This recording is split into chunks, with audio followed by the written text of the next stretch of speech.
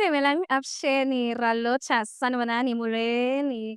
My name is Naledi Mfoloe, and it is my absolute pleasure to welcome you to the latest edition of the African Diaspora News channel, where we unravel the stories that shape our world and our community. Now, the government of Burkina Faso has officially frozen the assets and resources of over 100 individuals, including the former president Paul Dambida and the military officials, as well as two major jihadist groups, which is the group of the Support of Islam and Muslim and the Islamic State in the Greater Sahara. Now, this drastic step taken under the decree of the finance minister is aimed at financing terrorism and the broader crackdown on destabilizing forces within the country. Now, the military government led by Traore has taken a firm stance going beyond political power shifts to actually target individuals who may have had a role in fostering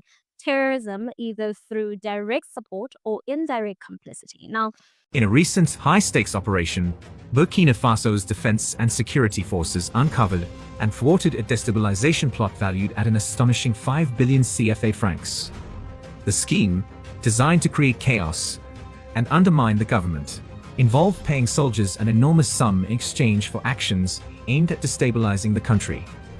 However, loyal troops strategically played along with the conspirators' plan, gathering evidence and waiting for the opportune moment to apprehend him.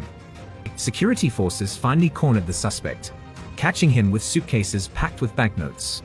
This episode resembles a scene from a suspenseful thriller, the persistent threats that President Ibrahim Traore faces in his mission to restore stability to Burkina Faso. The attempted bribe is far from the first destabilization effort directed at Ibrahim Traore's administration. Since coming to power, Traore has been the target of numerous coups and conspiracies, orchestrated by those with dark motives to disrupt the nation's progress. These plots aim to create instability, as certain elements within and outside Burkina Faso view Traore's reforms as a direct threat to their interests. The scale of these plots, and the high-profile attempt thwarted yesterday, reveal the determination of Traore's enemies and the lengths to which they are willing to go to eliminate him. From large-scale bribery to assassination attempts, Ibrahim Traore has narrowly evaded repeated assaults on his life, thanks in large part to loyalists within the defense and security forces who have remained steadfast in their commitment to his vision. The measures involve freezing the assets, halting their travel, and potentially halting any access to resources that could be used to fund further violence. Now, the authorities also singled out figures linked to the intelligence services, accusing them of being part of the larger conspiracy to undermine the state. Now, I do have to say that this is an incredibly smart move, one that demonstrates political will and an attempt at accountability. I believe that this initiative isn't just about seizing property. It's about cutting the financial lifeline that may be sustaining terrorists and former officials who have perpetuated the instability in Burkina Faso. And the country has already faced unimaginable suffering. I mean, more than 26,000 lives lost and over 2 million displaced due to the violence. And if we're serious about restoring peace and stability, we cannot allow anyone, especially those in power, to use their wealth to fuel violence or to facilitate the rise of groups that profit off chaos. And I believe that it's not just about the high profile individuals as well, it's about the wider network.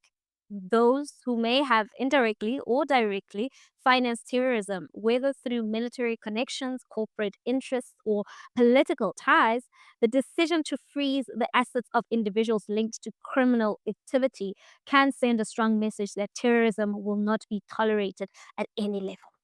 And I also see this as a way to clean up the internal mess, because by freezing the assets of those with connections to terror groups, I believe it forces a reassessment of who truly holds power and whose interests are truly being served. Traore and his government have made a bold statement, and it is that if you're profiting from terror, you will pay the price. However, with that being said, this also raises another critical question, which is, can this measure truly stop terrorism in Burkina Faso? I believe that the reality is that terror networks thrive more than just financial backing, right? They also depend on ideological support and local recruits, as well as access to weapons. Freezing the assets of these individuals is just one part of the much bigger puzzle, and it won't alone halt the terrorist violence that's wreaking havoc in Sahel. But still, right, I do believe that this action is necessary and urgent step in the right direction, which is clear that the Burkina Faso military government understands that peace cannot be built on the back of corruption or external interference. This kind of financial pressure could force those with vested interest in instability to reconsider their support for armed groups.